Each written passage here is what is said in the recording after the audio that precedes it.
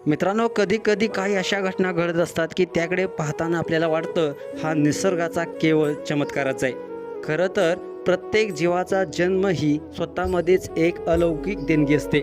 पण काही वेळा या जन्मातच निसर्ग आपल्याला आश्चर्यचकित करणारे काहीतरी दाखवतो.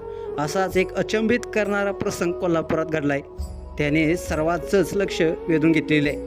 कोल्हापूर जिल्ह्यातील बानगे गावातील शेतकरी सुरेश यशवंत सुतार यांच्या म्हशीने 2 तोंड असलेल्या रेडकाला जन्म दिला.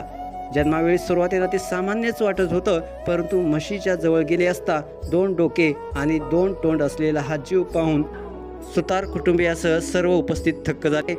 4 पाय आणि एकच शरीर असलेल्या या दुहेरी डोक्याच्या रेडक्याने पाहणाऱ्यांच्या मनात कुतूहल, आश्चर्य आणि भावनांचा पूर निर्माण केलाय. ही बातमी समजताच गावभरातून लोक या अद्भुत जीवाला पाहण्यासाठी धावले. सोशल मीडियावरती त्याचे फोटो व व्हिडिओ वाऱ्यासारखे पसरलेत. पाहणाऱ्यांना जणू काही निसर्गाने आपल्या अद्भुत कलाकुसरीची झलकच दाखवले. पशुवैद्यकीय तज्ज्ञांच्या मते अशा घटना अत्यंत दुर्मिळ असतात आणि त्या जनुकीय दोषामुळे घडतात.